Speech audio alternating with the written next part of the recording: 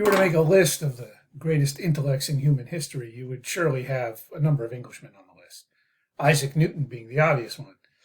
Charles Darwin. There are John Locke. There's quite a few people whose intellectual contribution to humankind has been quite enormous that came from England.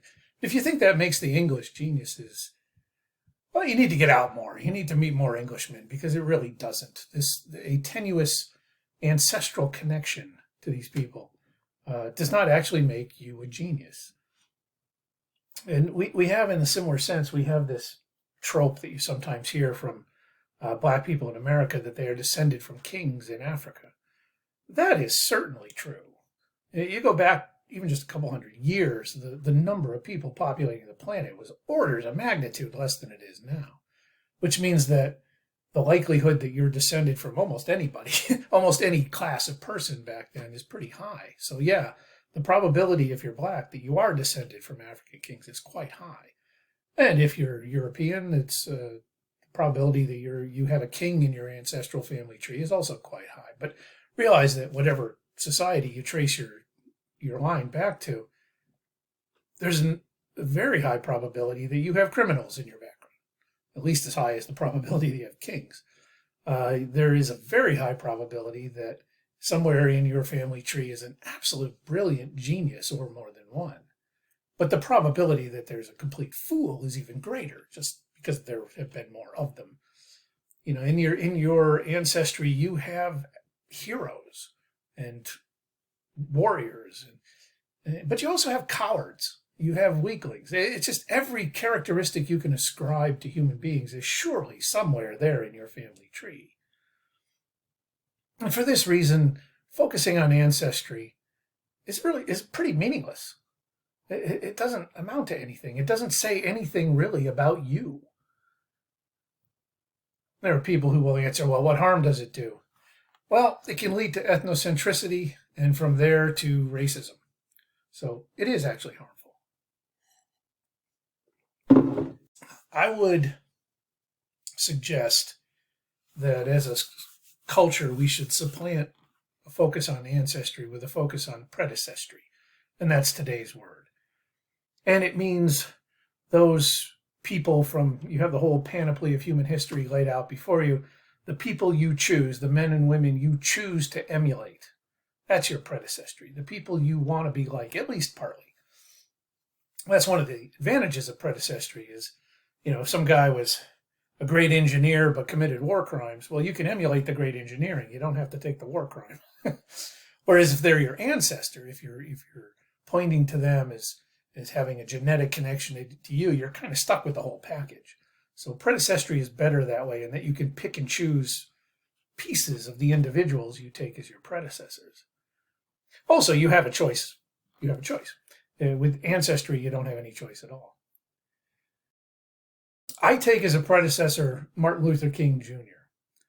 I'm not black. I share no ancestry with him, but what I'm saying in this video is that people should be judged more by the content of their character than the color of their skin. Well, Martin Luther King Jr. is part of my predecessry in my thinking that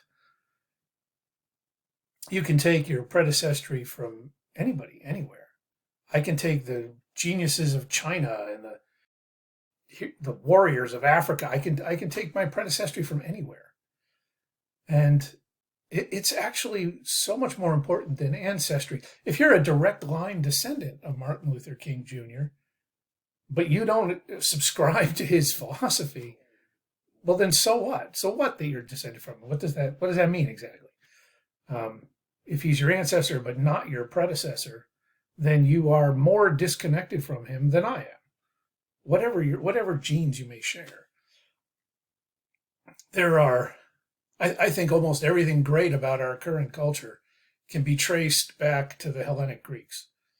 There's a strong element of predecessry among the ancient Greeks in my makeup. I may have more Greek predecessry about me than many modern Greeks do. So the point about predecessry is it sums to who you are, or at least who you want to be. It's much more important than ancestry. There is this noxious formulation that I've heard many times, and it's easy to just sort of gloss over it and let it slide, but it really needs to be confronted. And it's the idea that a person's predecessry must or should be drawn from their ancestry. You hear this in formulations like, well, the reason there are so few black aeronautical engineers is that young black kids don't see any aeronautical engineers who look like them. What are you, 4? You know, what a stupid formulation. What does that have to do with anything? You know, it puts another hurdle in the way of black kids who might want to become aeronautical engineers. That, oh, I don't see any black people doing that now, so I can't do it. That's, I don't know how to say it except that that's stupid. You know, the idea that your predecessry has to be drawn from your ancestral connections, it just makes no sense. It's not just that it makes no sense. It's a totally sinister idea. You should be able to take inspiration from anyone. And if you don't, the idea that predecessry has to be connected to your ancestry is a recipe for making weak men. These videos and the words I propose, I'm hoping are not just me spouting off, but that they're stimulating enough to the people who watch them that you can expand upon them and make your own contributions to them, or make your arguments against them and why they should be constructed differently. I'm hoping for a real conversation in the comment section. So please, by all means, contribute in the comment section. Let me know your thoughts. And if you enjoy the process, then please like, share, and subscribe. And I will see you in the next video.